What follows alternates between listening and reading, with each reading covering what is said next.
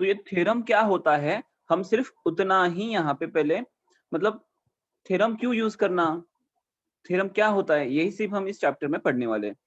So first is conditional statement and converse. देखो कभी कभी हम बोलते हैं ना, हाँ आप होशियार होगे ना तो सच में ये प्रॉब्लम सॉल्व कर लोगे। What is this conditional statement, मतलब हमने क्या बोला, आप होशियार होगे तो ये कर लोगे, या आपने अगर ये प्रॉब्लम कर लिया ना तो मैं समझूंगा आप सच में होशियार हो, ऐसे कभी कभी बोलते हैं ना। हाँ सर बोलते हैं दोनों ना साइड सर। से मीनिंग एक ही है। हाँ, so this is nothing but the conditional statement, right. Sir आप ही तो बोलते हो। अच्छा मैं बोलता हूँ, ठीक है, आपसे बोलना पड़ेगा। हाँ आप ज्यादा बड़बड़ करते हो ना तो आप बहुत शैतान हो, नो सर। ठीक है। तो इसे बोलते हैं कंडीशनल स्टेटमेंट। अब देखो कंडीशनल स्टेटमेंट है जब हम इंग्लिश लैंग्वेज में यूज कर रहे हैं तो जनरली क्या होता है, इफ एंड देन इस फॉर्म में होता है। So if Aastha is talking too much means she is a talkative. Yes. So ये जो पहला पार्ट है ना, तो इसमें दो पार्ट हो गए, राइट। जैसे कि हम बेसिकली मैथ्स में यूज करते हैं कुछ वर्ड्स, जैसे यहाँ पे देखो एग्जांपल दिया है, diagonals of a rhombus are perpendicular to each other. एक स्टेटमेंट है, ये सिंपल स्टेटमेंट हुआ, इसमें कुछ भी कंडीशन नहीं है ना।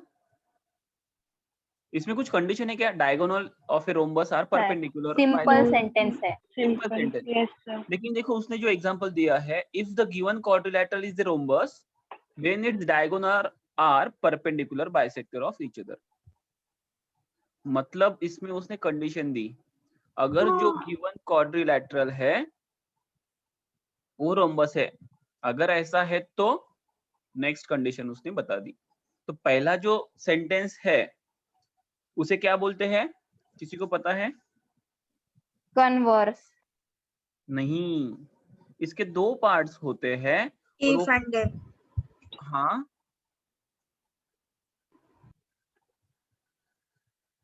तो इसके देखो दो पार्ट्स होते हैं, वो एंटीसीडेंट एंड कॉन्सिक्वेंट। मतलब पहला जो पार्ट होता है ना उसे हम क्या बोलते हैं, एंटीसीडेंट। एंड उसके बाद का जो पार्ट होता है ना, इफ, कॉन्सिक्वेंट। जैसे मैंने बोला if Aastha is too much talking, first part, next part then she is talkative, then second वाला पार्ट मतलब कॉन्सिक्वेंट। कॉन्सिक्वेंट। तो इफ को लग के जो होता है उसे एंटीसीडेंट बोलते हैं और जो नेक्स्ट पार्ट होता है कॉन्सिक्वेंट बोलते हैं, ठीक है। So this is for just your information, ठीक है। अगर जैसे हमने बोला था शी इज टॉकेटिव, मतलब शी टॉक्स अ लॉट, अब यस उल्टा सर। कर दिया पार्ट को, मतलब ये बहुत ज्यादा बोलती है मतलब बहुत बोलने वाली है, या भी बहुत बोलने वाली है मतलब हमेशा बोलती ही रहती है, चेंज कर दिया तो यस। हाँ इसे बोल दिया कॉन्वर्स। जैसे हमने पहले बोला था ये बहुत मस्ती करती है, मतलब ये बहुत शैतान है ना। सर आस्था बहुत मतलब मस्ती करती है तो वो शैतान है, वो शैतान नहीं करती है मतलब बहुत मस्ती करती है, उल्टा कर दिया ना, तो उल्टा यस। करने को ही बोलते हैं कॉन्वर्स। सर एक बार फिर से बताओ ना सर, एक बार। एक बार फिर से बताता हूँ, ठीक है। जैसे मैंने बोला आस्था बहुत मस्ती करती है मीन्स वो बहुत ही शैतान बच्ची है। अब उसका उल्टा बोला मैंने, वो बहुत ही शैतान बच्ची है मतलब क्या, तो बहुत मस्ती करती है, हाँ सर सेम ही तो है। सेम ही है। लेकिन वो तो उल्टा बोल दिया ना, पहले बोला मस्ती करते हैं इसलिए वो शैतान है, अब क्या बोला वो शैतान है लेकिन मतलब मीनिंग एक ही है। मस्ती मस्ती करता है। करते हैं पर मीनिंग तो एक ही है ना दोनों का भी सेंटेंस हाँ का। तो कंडीशन चेंज हुई ना, पहले इसमें कंडीशन क्या थी, वो मस्ती करती है इसलिए मैंने शैतान बोल दिया। अब हाँ दूसरे इसमें क्या हुआ, वो शैतान शैतान है है इसीलिए वो बोला। मस्ती करती शैतानी है। करती है मतलब वो मस्ती हाँ करती है।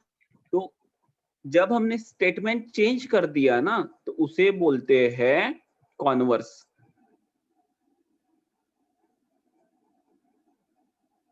अच्छा Right? मतलब अगर हमने स्टेटमेंट को इंटरचेंज कर दिया पहले स्टेटमेंट से तो उससे कॉन्वर्स हाँ, कहते हैं। तो हमने एक्चुअली स्टेटमेंट चेंज किया, मतलब क्या हुआ, कंडीशन ही चेंज कर दी। ठीक है, तो उसे बोलते हैं कॉन्वर्स। लेकिन देखो, स्टेटमेंट अगर ट्रू है तो जरूरी नहीं कि वो हमेशा उसका कॉन्वर्स भी ट्रू ही होगा। फॉर एग्जाम्पल, अगर मैंने बोला, जैसे यहाँ पे एक स्टेटमेंट दिया है, a quadrilateral is rhombus, if quadrilateral is rhombus then its diagonals are perpendicular bisector of each other। क्या दिया है स्टेटमेंट, सबको समझ में आया? Yes if sir. given quadrilateral is a rhombus then its diagonal are perpendicular bisector of each other। Statement true है, बरोबर ना आस्था? यस सर बरोबर। आना बराबर है। Yes. अब उसका उल्टा बोला मैंने, if the diagonals are perpendicular bisector of each other then it's a rhombus। Yes sir, if the quadrilateral is rhombus, yes sir। Then the quadrilateral is only rhombus। Yeah, quadrilateral is rhombus। Is it necessary that it will be rhombus only? No sir, No, rectangle sir. भी हो सकता है, square भी हो सकता है, Square भी हो सकता है, rectangle sir। भी हो सकता हाँ, रेक्टेंगल हो सकता है, क्या हो? नो सर, रेक्टेंगल नहीं। नहीं, but it can be a square. Rectangle के डायगोनल इक्वल होते हैं लेकिन वो परपेंडिकुलर नहीं होते, लेकिन स्क्वायर के डायगोनल भी इक्वल होते हैं और परपेंडिकुलर भी होते हैं। So it is not necessary that it will be always true. ठीक है, सो कंडीशनल Yes, sir. स्टेटमेंट और उसका कॉन्वर्स क्या होता है, सबको समझ में आया? है। Yes sir. ठीक है, यस सर। सो ये तो हमने पढ़ लिया। Then next is proofs. तो देखो, कुछ चीजें ऐसी होती है जिसे हम कभी प्रूव नहीं कर पाते, मतलब बाय डिफॉल्ट ली जाती है। अब शांत है, ठीक है, अगर किसी ने बोला की अदिती इज व्हेरी काम किंवा अदिती ना खूपच शांत आहे, आता शांतचं मीनिंग कोण एक्सप्लेन करणार आहे? नहीं सर, कोणीच नाही Silent. करू शकत। तो जो बातें हम प्रूव नहीं कर सकते लेकिन वो है, पता है, मतलब शांत मतलब क्या होता है, तो चुप बैठना होता है, पता है। सो जो ऑलरेडी प्रूवन है, जिसे सेपरेटली प्रूव करने की जरूरत नहीं होती, उसे क्या बोलते हैं? सर म्हणजे Postulate। सर म्हणजे एखाद्या गोष्टीचं प्रूफ केलेलं आहे तर त्याला आपण परत प्रूफ नाही करू शकत। नाही, ज्या गोष्टी बेसिक्स आहेत, सूर्य पूर्वेला उगवतो, प्रूव करने की जरूरत है? नहीं। हो sir. Sunrises in the east, इसे प्रूव करने की जरूरत है? हाँ, पता है No, सबको, sir. सदियों से हो रहा है, हाँ। सुबह उठो दिखता है। Yes sir. सो जो ऑलरेडी एग्जिस्ट है उसे जिसे प्रूव करने की जरूरत नहीं होती, बल्कि हम उसे प्रूव करने के लिए ले सकते हैं। जैसे मैंने बोला, हाँ, एट द मॉर्निंग जो हमारी परछाई होती है ना, वो टुवर्ड्स वेस्ट होती है, तो उसे प्रूव करने के लिए हम बोलेंगे, हाँ, सूरज जो है ना एट मॉर्निंग ईस्ट में होता है, इसलिए परछाई वेस्ट में जाती है। Yes, sir. तो सूरज एट मॉर्निंग ईस्ट में होता है, ये हमारे लिए हो गया पॉस्टुलेट। मतलब जो ऑलरेडी एग्जिस्टिंग थिंग है उसे हम यूज कर रहे हैं टू प्रूव अनदर थिंग। काय म्हणतोय, समजताय का? No, yes sir. सर परत सांगा ना। No, sir. परत सांगा. एखादी गोष्ट जसं मी म्हटलं, कुणाची तरी जी काय म्हणतो आपण, शॅडो सकाळी सकाळी पश्चिम साइडला पडते, बरोबर? Yes, sir sir. पश्चिम म्हणजे? West, West. Okay sir. West side को जाती है। क्यों जाती है? क्योंकि ईस्ट में सनराइज होता है, तो उसके क्योंकि एट अपोजिट साइड मॉर्निंग में। सन जो होता है ईस्ट में होता है। तो आप प्रूव कर सकते हो कि शैडो वेस्ट में जाती है in early morning. For that you will sir से, प्रूफ कर सकते हैं। क्योंकि आप क्या बोलोगे, हाँ, क्योंकि at early morning sun is at east, sun east में होता है। तो आप जिसे प्रूव कर रहे हो, ठीक है, उसके लिए आपने कुछ चीजें बेसिक वहां पे एजम्पशंस ली कि सन एट अर्ली मॉर्निंग ईस्ट में होता है। अब सन ईस्ट में होता है, इसे प्रूव करने की जरूरत है क्या? No sir. वो सेल्फ एविडेंट है, मतलब वो दिखता है, पता है, उसे प्रूव करने की जरूरत नहीं है। ऐसे स्टेटमेंट को बोलते हैं पोस्टुलेट्स। ऐसे स्टेटमेंट को क्या बोलते हैं? ऐसे स्टेटमेंट्स को क्या बोलते हैं?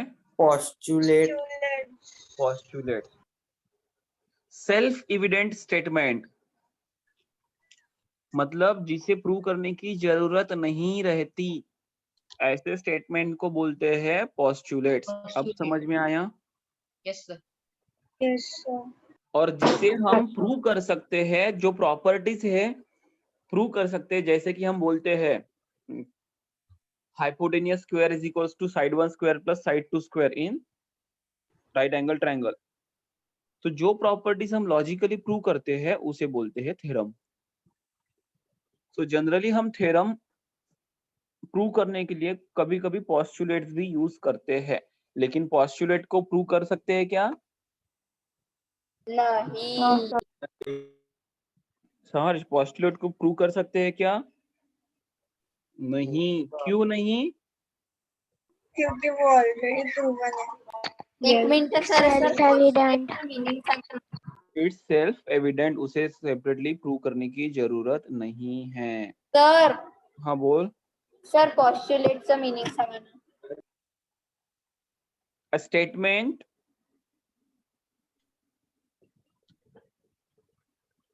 which need not to be proved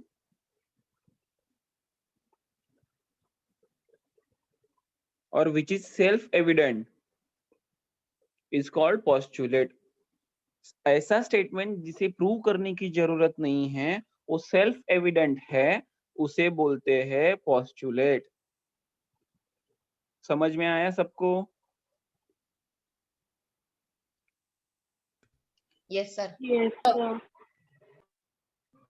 जो स्टेटमेंट प्रूव करने की जरूरत नहीं है, जो सेल्फ एविडेंट है, उसे बोलते हैं पोस्टुलेट। समझ जा चला का? हो. Okay good. और सर जो आत्ताचा मिनिंग डबल सांगा. कशाचा? आत्ता सांगितला त्याचा मिनिंग. तेच तर सांगतोय, जिसे इंग्लिश मध्ये सांगू की मराठीत सांगू? चालते कसं पण. पॉस्ट्युलेट म्हणजे काय? ज्याला प्रूव्ह करायची गरज नाही, सेल्फ एविडेंट आहे।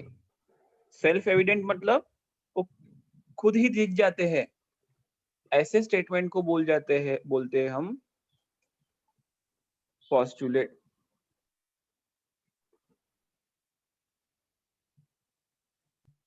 ठीक आहे? हो. आणि जी प्रॉपर्टीज आपण लॉजिकली प्रूव्ह करतो त्याला म्हणतात थ्योरम।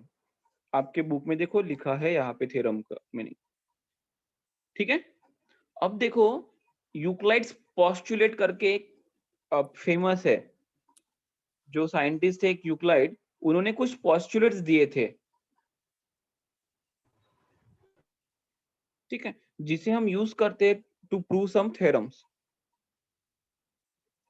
तो यूक्लाइड्स पोस्टुलेट करके फेमस है इन मैथ्स।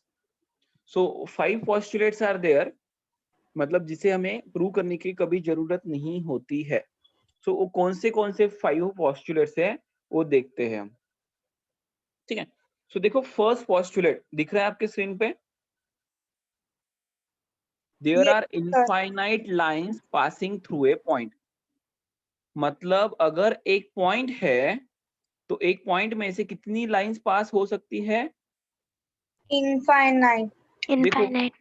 इस पॉइंट से एक लाइन पास हुई, फिर दूसरी भी Infinite. हुई, ये तीसरी भी हुई,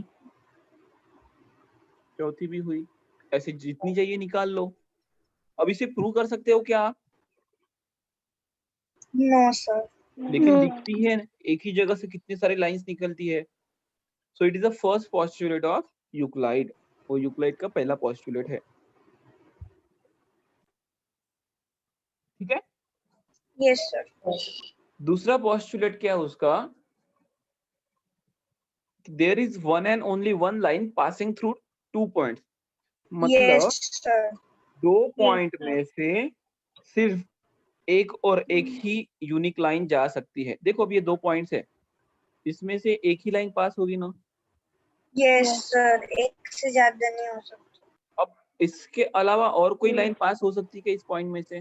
नहीं, ट्राई करके देखो, नहीं होती ना। नहीं होगा सर। तो उसने पहले बता दिया यूक्लाइड ने, मतलब आप लोगों ने बताने के पहले यूक्लाइड में बहुत सालों पहले बता दिया है, इसलिए वो भी है पोस्टुलेट जिसे प्रूव करने की जरूरत नहीं होती।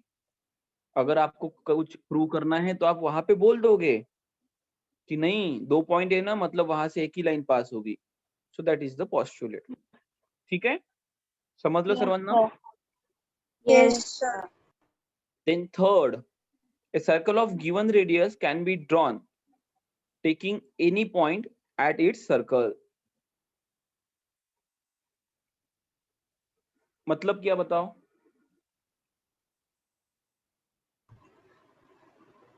आपको एक अगर सर्कल निकालना है, सेम सेंटरनी आपण पण सेम सेंटरनी आणि डिफरंट रेडियसनी पण सर्कल काढू शकतो आणि नाही. सेम रेडियस पण डिफरंट सेंटरनी पण सर्कल काढू शकतो। Okay correct. देखो आपको अगर सेंटर निकालना है तो आप क्या करते हो?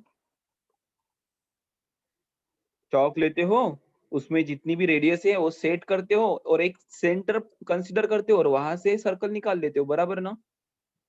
Yes sir. तो आप यहाँ से यहाँ पे सेंटर लो या यहाँ पे सेंटर लो, सर्कल तो सेम ही निकलेगा ना। हाँ मतलब आप कहीं पे भी सेंटर लेके सेम सर्कल निकाल सकते हो for same radius. Yes sir. मतलब विथ सेम रेडियस आप जहां चाहिए वहां पे सेंटर लेके सर्कल निकाल सकते हो। ये आपको पता है? Yes sir. इसे प्रूव करने की जरूरत है क्या? No, sir. तो उसे ही बोला है उसने पोस्टुलेट, जिसे प्रूव करने की जरूरत नहीं है, लेकिन हाँ वो है, एग्जिस्ट करता है, इट्स अ ट्रू। सो हो गया third postulate. Then fourth, all right angles are congruent with each other. Yes. अब देखो राइट एंगल मतलब कितना? 90 डिग्री। तो मैं सारे यहाँ राइट पे एंगल 90 निकालूं, डिग्री के रहेंगे। यहाँ पे निकालूं या यहाँ पे निकालूं, तो सभी राइट एंगल्स कैसे होंगे? 90 डिग्री। ना 90 डिग्री के। और अगर 90 डिग्री के होंगे इसका मतलब क्या? Congruent. All angles are congruent. क्या? परपेंडिकुलर। हाँ, तो इसका ही मतलब क्या? परपेंडिकुलर है मतलब 90 डिग्री है, मतलब ये सभी एंगल्स कैसे है? कॉन्ग्रुएंट है। तो वही उसका बोलना है, all right angles are congruent with each other. उसे प्रूव करने की जरूरत नहीं है। Correct? Yes. Okay good. And last पढ़ो, कौन पढ़ेगा लास्ट पोस्टुलेट? साई आहे का?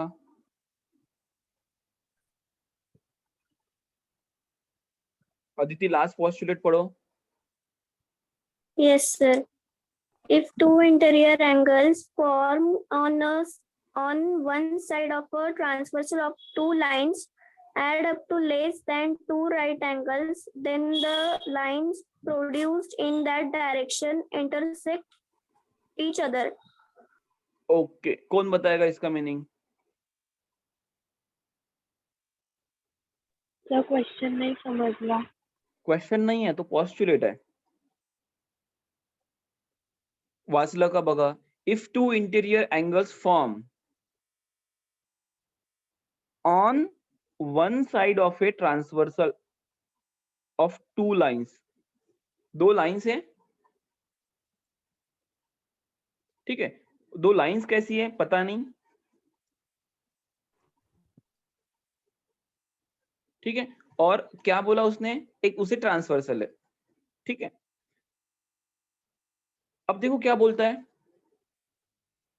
अगर ये दो लाइंस में जो एंगल फॉर्म हुए ना, ये अगर ये दो एंगल्स लेस देन 90 डिग्री है, लेस देन 90 डिग्री मतलब क्या? अब मैं क्या करता हूँ, ट्रांसवर्सल को क्या करता हूँ मैं, हॉरिजॉन्टल निकालता हूँ। ट्रांसवर्सल को हॉरिजॉन्टल निकाल सकता हूँ, और Yes, इन sir. दोनों साइड्स को मैंने ऐसे ड्रॉ किया।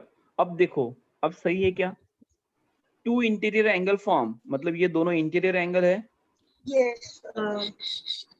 कहाँ पे ये दो इंटीरियर एंगल है? Form on the side of one side, मतलब एक ही साइड में फॉर्म हुए हैं। किसके साइड में? एक ट्रांसवर्सल लाइन के। ये ट्रांसवर्सल लाइन है, तो इसका बोलना क्या है? देखो, अगर ये दो इंटीरियर एंगल लेस देन 90 है, देखो ये एंगल 1 और एंगल 2 लेस देन 90 है क्या? Yes, Yes, sir. sir. 90 होते तो ऐसे, अब 90 नहीं मतलब less than 90। Yes, sir.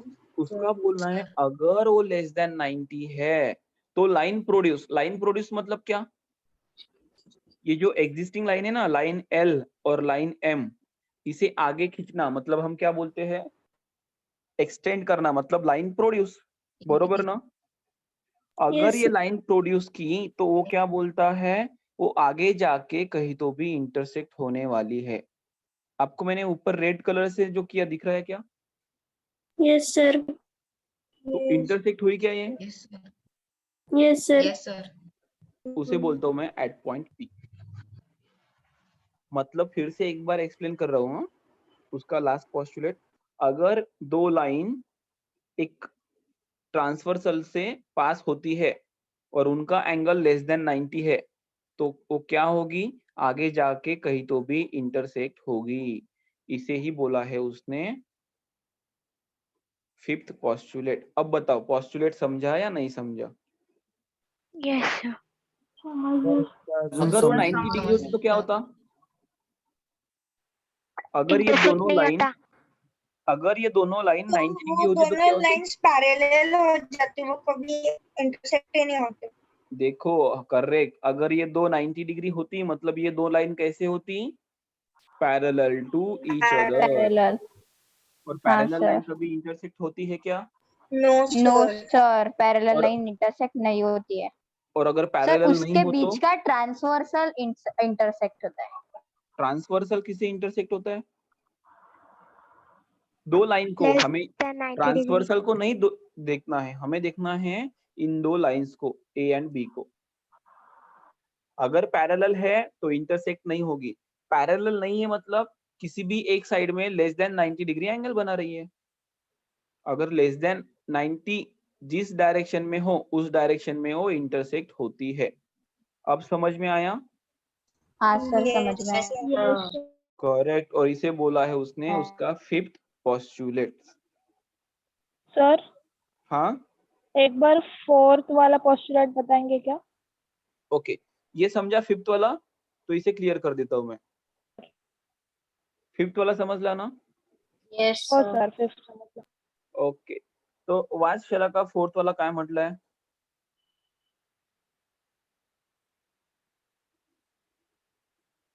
Sir, हाँ, All right angles are congruent with each other. Correct. Congruent होते हैं एंगल मतलब क्या? एंगल कॉन्ग्रुएंट एंगल्स मतलब क्या? उनका मेजरमेंट इज इक्वल, मतलब Angles with Equal. same measure. Angles with same measure. Correct, मतलब एंगल्स मेजरमेंट इक्वल होता है। मुझे बताओ, राइट एंगल का मेजरमेंट कितना होता है? 90 डिग्री। 90 degree. करेक्ट, मतलब ये राइट एंगल कहीं पे भी निकालो आप, इनका मेजरमेंट हमेशा कितना रहेगा? 90 डिग्री ही रहेगा। 90 डिग्री ही रहेगा। तो अगर वो 90 डिग्री है तो वो कॉन्ग्रुएंट हुए क्या फिर? Sir 90 Yes, degree. sir. Yes, तो sir. उसका वही बोलना है फोर्थ पोस्टुलेट में। अगर कोई भी 90 डिग्री के एंगल्स है या राइट एंगल्स है तो वो सभी एंगल्स कैसे है? एक दूसरे के साथ कॉन्ग्रुएंट है, मतलब इक्वल है। अब समझा? Yes, sir. आता समजलं का सर्वांना? Yes sir. Okay, good. चलो, तो ये थे पोस्टुलेट्स, ठीक है, आप इसे चाहिए तो थ्रू एक्टिविटी प्रूव कर सकते हो, लेकिन वैसे प्रूव नहीं कर सकते लॉजिकली या फिर मैथमेटिकली। ठीक है, अब नेक्स्ट हमने क्या देखा था? A property which can be proved logically, उसे हमने क्या बोला था? postulate. थ्योरम। पोस्टुलेट को हमने बोला था सेल्फ एविडेंट है, उसे प्रूव करने की जरूरत नहीं है। और जो प्रॉपर्टी हम प्रूव करते हैं लॉजिकली, उसे बोला था थ्योरम हमने बोलते हैं। थ्योरम। करेक्ट, ठीक है।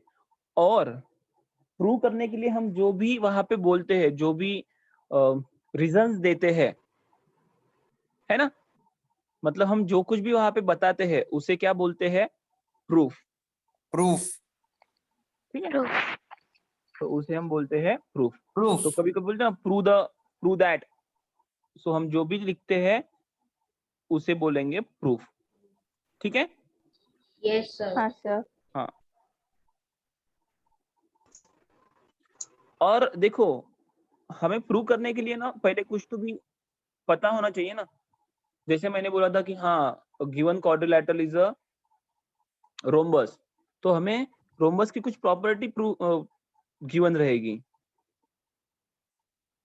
या इन्हें दो ट्रायंगल गिवन है और उसमें बोला है उसने कि ये एंगल इक्वल है, ये करस्पॉन्डिंग साइड्स इक्वल है, तब हम जाके क्या करते हैं, फिर उन दो ट्रायंगल्स को कॉन्ग्रुएंट बताते हैं। कॉन्ग्रुएंट बताने के लिए हमारे पास फिर प्रॉपर्टीज रहती है ना? Yes, हाँ sir. सर। SAS, Yes. और कौन सी होती है? ट्रिपल एस, और कौन सी होती है?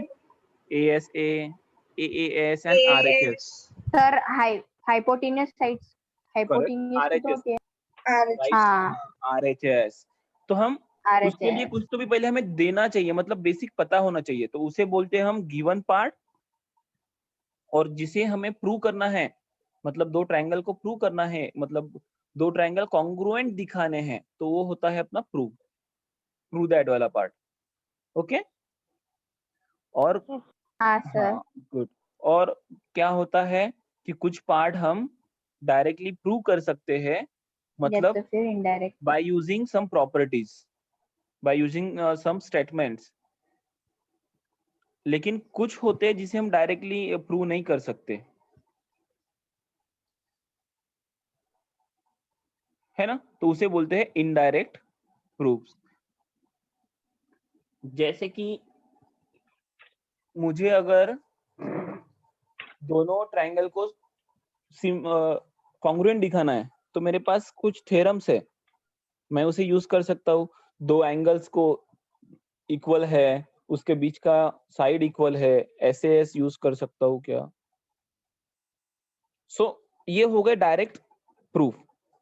लेकिन जिसे हम डायरेक्टली नहीं दिखा सकते, सिर्फ ड्रॉ करके बता सकते हैं या फिर कॉन्ट्राडिक्शन करके बता सकते हैं, उसे बोलते हैं इनडायरेक्ट प्रूफ। ठीक है,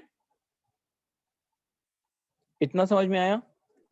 यस देखो, सर। जैसे इसने यहाँ पे एक एग्जांपल दिया है, theorem, the opposites angle form by two intersecting lines are of equal measure. मतलब वर्टिकली अपोजिट एंगल्स इक्वल है, ये आपको दिखाना है। तो हम इसे प्रूव कर सकते हैं क्या?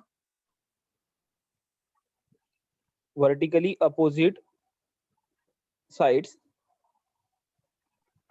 Sorry, the angle vertical opposite angles are congruent. Prove कर सकते हैं क्या हम इसे? देखो, line LM, this is 1, this is 2, this is 3 and this is 4। 1 and 3 आपको सेम रहेंगे, 2 and 4 सेम रहेंगे। हाँ तो ये प्रूव करना है आपको। तो देखो, गिवन क्या है आपको? गिवन क्या है बताओ? सिर्फ L and M are intersecting line, ये होता है गिवन। और जो प्रूव करना है इसे बोलते हैं टू प्रूव। मतलब हमें प्रूव क्या करना है? Angle 1 is equals to angle 3, इसे प्रूव करना है। Yes sir. तो हम लिखते हैं फिर प्रूफ। देखो प्रूफ कैसे लिखेंगे, मुझे बताओ angle 1 and angle two linear pair form करते और एंगल 2 कितना होता है? 180 180 डिग्री। और एंगल 2 प्लस एंगल 3 कितना होता है? 180 डिग्री। 180 डिग्री। लेकिन आपको लिखने पड़ते हैं इसके रीजन, ऐसा क्यों? सर हमने अभी कल देखा था ना, A इक्वल टू बी, यार बी क्या है? इक्वल टू सी। नहीं, पहले तो ये बताओ इज इक्वल्स टू 180 क्यों है? सर सप्लीमेंट्री क्योंकि वो लीनियर पेयर बना रहे हैं। Supplementary angles. नहीं, वो लीनियर पेयर है। सप्लीमेंट्री मतलब 180 ठीक है, लेकिन सप्लीमेंट्री एडिशन है तब बोलते हैं, लेकिन व्हाई दे आर सप्लीमेंट्री? वो 180 क्योंकि क्यों वो है? लीनियर पेयर फॉर्म करते हैं। हाँ, क्योंकि वो लीनियर पेयर फॉर्म करती है। लीनियर पेयर कब फॉर्म होती है? जब वो सभी एंगल्स स्ट्रेट लाइन पे रहते हैं। देखो 1 और 2 लाइन एल के ही एंगल है, 2 और 3 पूरी लाइन एम के एंगल है, इसलिए वो लीनियर पेयर। चाहिए तो आप इसे 1 बोल दो और इसे बोल सकते हो 2। अब देखो फ्रॉम 1 और 2 RHS आर इक्वल, Yes. तो क्या होगा? LHS भी इक्वल होंगे, हाँ या ना? अब LHS इक्वल है तो हम क्या बोलेंगे बताओ? Angle 1 plus angle 2 is equals to angle 2 plus angle 3। Yes और नो? हाँ सर इक्वल ही है Yes, ना। sir. तो ये Yes, 2 sir. दोनों साइड में 2 है तो कैंसिल होंगे, क्योंकि -2 इधर आया तो -2 होगा और कैंसिल हो जाएगा। तो हमें क्या मिलता है? Angle 1 equal is to equal to angle angle 3. हो गया प्रूफ। तो हम आखिरी में लिखते हैं हेंस प्रूव्ड। ठीक है, सो Yes. लाइकवाइज हमें थ्योरम्स प्रूव करने होते हैं। Yes sir. सबको समझ में आया? Yes, sir. सर एक बार बताना। देखो ये थ्योरम, अगर हमने इसे थ्योरम कंसीडर किया कि vertically opposite angles are equal, तो इसे हमें प्रूव करना है। When two intersecting lines meet at point, then opposite angles are congruent, ऐसा अपना थ्योरम है। त्यासाठी आपण काय लिहिणार आधी? पहले हम गिवन लिखेंगे, फिर टू प्रूव बोलो या टू प्रूव बोलो, मतलब हमें प्रूव क्या करना है वो लिखेंगे, फिर हम उसे प्रूव करेंगे। आता बघा, L is the line, given is L and M are intersecting lines. So angle 1 आणि एंगल 2 ये दोनों एक ही लाइन पे है क्या? नहीं, ये एंगल 1 देखो, ये स्ट्रेट लाइन। ये एंगल कुछ तो भी 1 है और ये सर 2 ये लीनियर पेयर फॉर्म कर रहे हैं ना, मतलब एक ही लाइन में। हाँ, तो ये पूरी एक लाइन बनाती है ना, और एक स्ट्रेट लाइन का एंगल कितना होता है? 180 डिग्रीज।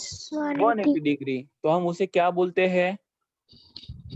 Linear pair. इसीलिए हमने बोला angle 1 plus angle 2 is equals to 180 degree, और यही मैंने यहाँ पे लिखा है इक्वेशन 1 में, है ना? Yes sir. Yes, sir. Yes sir.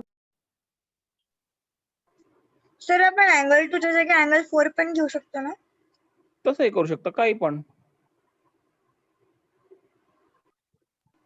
अब सिमिलरली लाइन M देखो, M पे कौन से दो एंगल है? 2 and 3, यस सर। राइट? तो ये एंगल 2 प्लस एंगल 3 कितना होगा फिर से? 180 डिग्री। 180 डिग्री। क्यों? तो लीनियर पेयर, मैंने वहां पे रीजन भी दे दिए। अब देखो फ्रॉम 1 and 2, फ्रॉम 1 and 2 हमें क्या दिखता है? राइट हैंड साइड इक्वल है उसकी, RHS equals to LHS। RHS equals to RHS, दोनों की देखो, दोनों की RHS इक्वल है। अगर दोनों की RHS इक्वल है, मतलब दोनों के दो तराजू है आपके पास, दोनों तराजू में ना राइट साइड में 10-10 किलो का वेट है, तो दोनों के तराजू में लेफ्ट हैंड साइड में भी 10 किलो का ही कुछ तो भी रखा होगा ना, तभी तो बैलेंस होंगे। तराजू बैलेंस कब होता है पता है किसी को? इक्वल अरे वेट होगा तो जब दोनों साइड में इक्वल वेट रहेंगे ना यहाँ पे, तभी तो बैलेंस होता है ना। अगर इधर 10 kg है तो इधर भी 10 kg चाहिए ना। ये तराजू is nothing but our equation, है ना। इधर आप कुछ वेट डालो, वही इधर रहेगा। अगर दूसरा भी हमारे पास एक तराजू आहे, त्यातही काय आहे, इकडे वेट आहे काहीतरी, इकडे पण वेट आहे। यात जर इथे 10 किलो असेल तर मग इकडे पण 10 किलोचंच वेट असेल ना काहीतरी। यस और नो? Yes. मतलब दोनों के इसमें अगर 10 kg है तो इस साइड में भी 10 kg होना चाहिए। So same Yes, thing sir. Is for our Yes. Equation. अगर दोनों इक्वेशन की RHS सेम है तो LHS भी क्या होगी? Same. Same ही होगी। सेम, इक्वली होती है। म्हणून काय म्हटलं, फ्रॉम 1 and 2 RHS इक्वल है, therefore LHS are also equal. तो देखो LHS इक्वल मतलब क्या? Hence it is proved. Angle 1 plus angle 2 equals to angle 3 plus angle 2। तो 2 2 दोनों साइड में है, एक साइड में लाओगे तो कट हो जाएगा। तो आपको क्या मिलता है? Angle 1 is equals to angle 3। अब समझ में आया क्या? हाँ सर। Yes sir. सभी को समझा? Yes, sir. Yes sir. Okay, सभी को समझा? अभी किसी को Yes, डाउट sir. नहीं इसमें? No, sir. ओके, ठीक है। तो चलो अभी देखते हैं हमारे फिर से बुक को।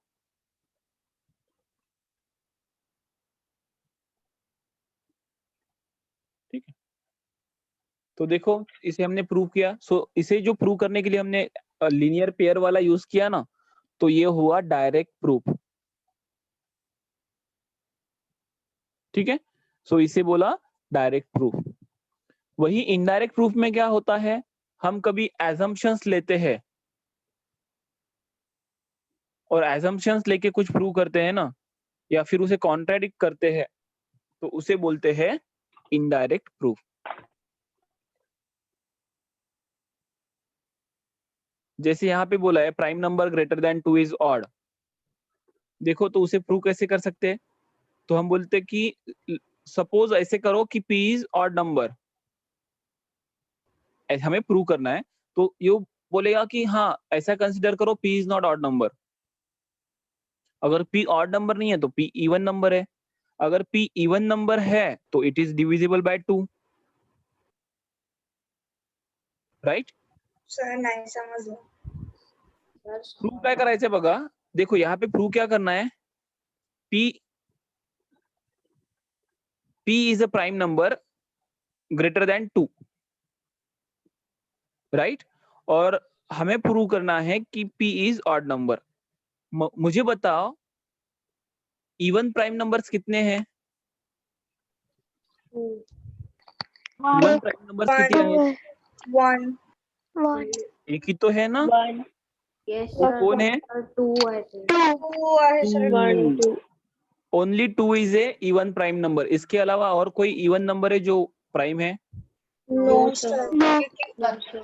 करेक्ट, even मतलब number 2 से divisible होता है. करेक्ट, Prime मतलब number 1 2 ही से बड़े सभी ग्रेटर देन 2 वाले नंबर्स जो भी प्राइम नंबर है वो सब क्या होंगे? Odd. odd. देखो 5 7 11 13 17 सभी ऑड है, तो वो प्रूव करने के लिए बोला है यहाँ पे। प्रूव दैट, वहां पे बोला है कि a prime number greater than 2 is odd. तो आपको प्रूव करना है। अब कैसे करेंगे? कोई स्टेटमेंट या कोई तो है नहीं हमारे पास, तो हम क्या बोलेंगे, let P be the P एक प्राइम नंबर है। तो हम एज्यूम करेंगे कि P इज नॉट ऑड, मतलब P इवन है। Yes. अगर P इवन है तो क्या होगा, P को अगर P 2 से, if P is greater than 2 then it has common factor 2, right? मतलब एक तो क्या होगा कंडीशन, एक तो P हमने कंसीडर क्या किया, देखो P is prime number and P is even, sir तुमची स्क्रीन स्क्रीन दिसत नाही आहे? नाही सर दिसत आहे. सर दिसत आहे. हाँ ओके, देखो मैं इसे समझा के बताता हूँ फिर से अच्छे से। चलो देखो, हमें प्रूव क्या करना है? हमें प्रूव करना है, ये इनडायरेक्ट प्रूफ का बता रहा हूँ सिर्फ। हमें प्रूव करना है प्राइम नंबर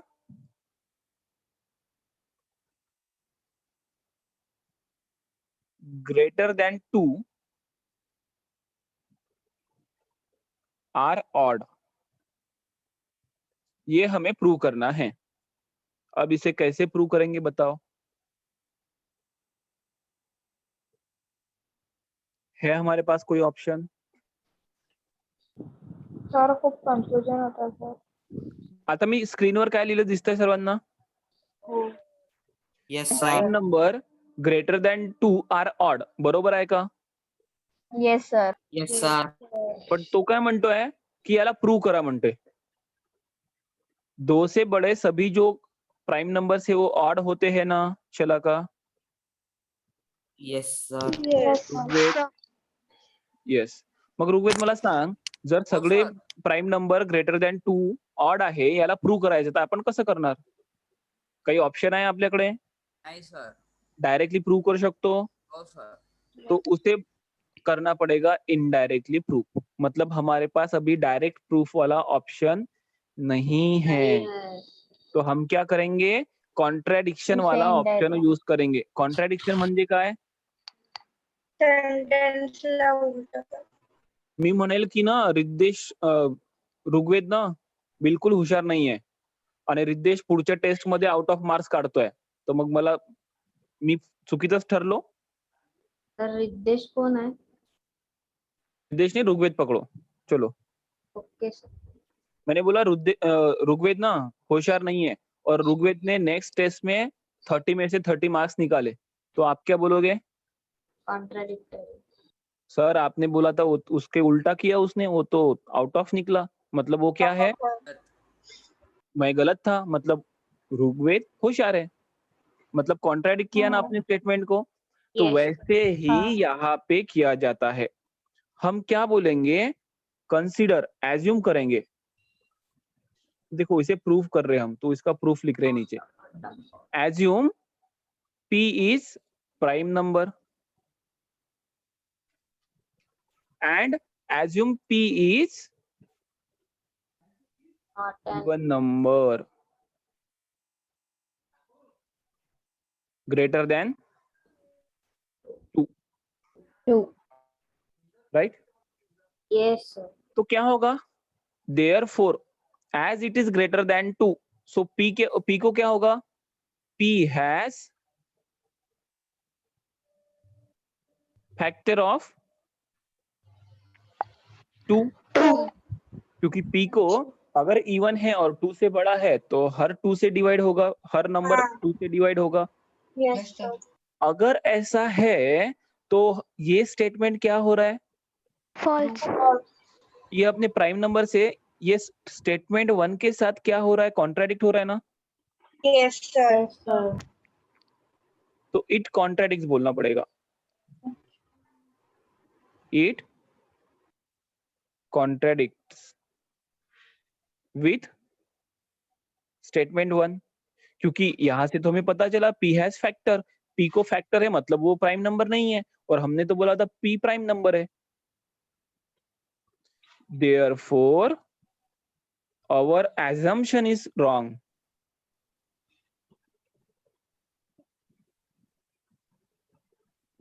है ना? Our assumption is wrong. लेकिन वो प्राइम नंबर है, ये तो अपना assumption नहीं, ये तो था ही। हमने assume क्या किया था? P is even number. तो मतलब our assumption is wrong means मतलब क्या? P is not even. अगर ऐसा है मतलब क्या? P is odd prime. ठीक है? मतलब हमने क्या बोला है वही प्रूव किया, सिर्फ क्या? कॉन्ट्राडिक्ट करके किया प्रूव। तो ऐसे प्रूफ को बोलते हैं इनडायरेक्ट प्रूफ. आता समजलं का? Yes, Yes, sir. sir. पक्का? Yes, sir. Yes, Yes, sir. sir. Okay, मतलब जो भी है उसे सिर्फ आपको गलत साबित करके प्रूव करना पड़ता है. उस गलत साबित करके प्रूव करने को बोलते हैं indirect proof. Yes, sir. Okay, तो आई होप सभी को समझ में आया है. हाँ Yes, सर. sir.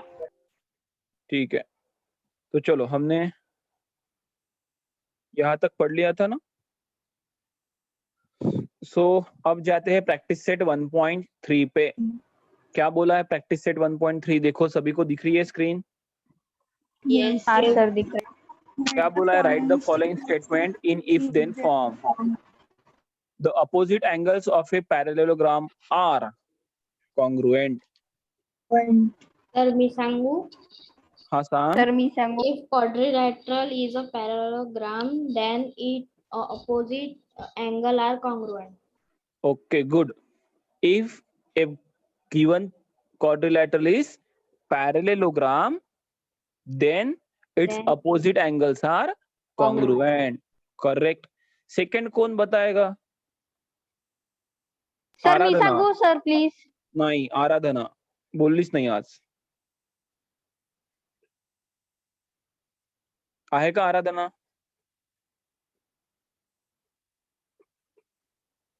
श्रावस्ती आहे सर का? प्लीज मी श्रावस्ती? सांगू. सर प्लीज मी सांगू श्रावस्त सर. नाही, श्रावस्ती. सर मी सांगू. मुझे सर देखने मी दो. बोललीस. श्रावस्ती आहे. Yes, sir. सांग मग सेकंड स्टेटमेंट कसं लिहिशील इफ देन फॉर्म मध्ये. पहिल्याचं second.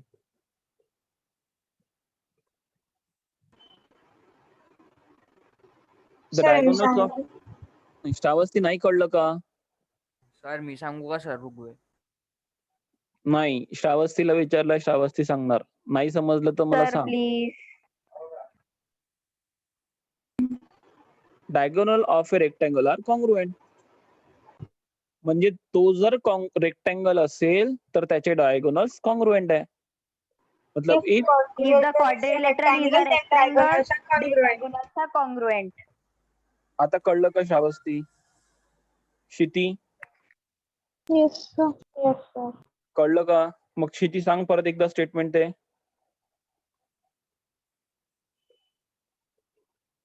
Sir, if the rectangle is quadrilateral, then the diagonal of rectangle is congruent. Are Okay. congruent. हम क्या बोलेंगे? देखो, if quadrilateral is a Is a rectangle. Rectangle. जर दिलेला क्वाड्रिलॅटरल हा रेक्टँगल आहे, देन इट्स डायगोनल्स आर, मतलब उसके डायगोनल कॉन्ग्रुएंट है. Its diagonal are congruent. समझ में आया सबको? Yes, sir. Yes, sir. Third देखो, वेदांत.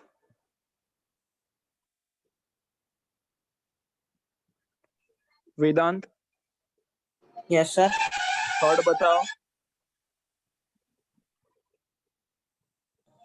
Sir diagonal. बघ ना काय म्हणतोय.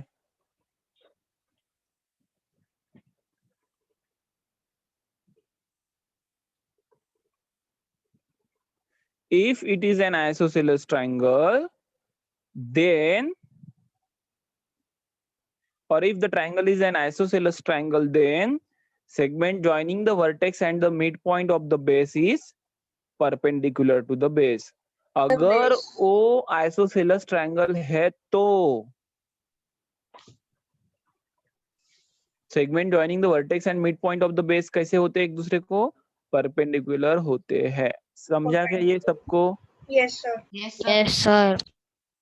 ओके. सेकंड का फर्स्ट. सहर्ष.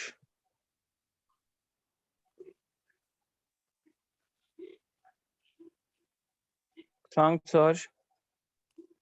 सर समजलं नाहीये. समजलं नाही. बरं, काय नाही समजलं सांग. काय म्हणतोय तो? कॉन्व्हर्स लिहा म्हणतोय. कॉन्व्हर्स लिखना मतलब क्या?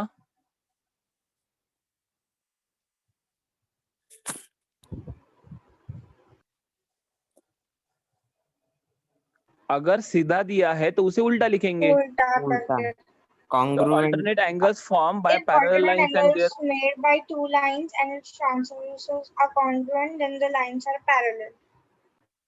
correct. Alternate angles formed by the two parallel lines and their transversal are congruent. अब उल्टा क्या होगा? If the alternate angles formed by the parallel lines बोला है ना are congruent. अब if the alternate angles are congruent, then the lines The are lines parallel. are parallel. So if the alternate angles formed by the two lines and their transversal are congruent, then अगर alternate angle equal है तो वो parallel line है. पहले क्या दिया है?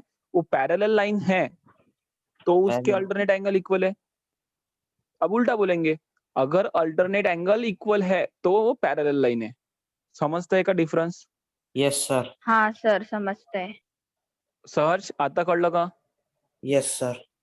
तो अब क्या बोलेंगे? सिर्फ if the alternate angles form by two line, अब पैरेलल नहीं बोलेंगे, two line and their Two line. Transversal are equal, And their then these two lines are parallel. parallel.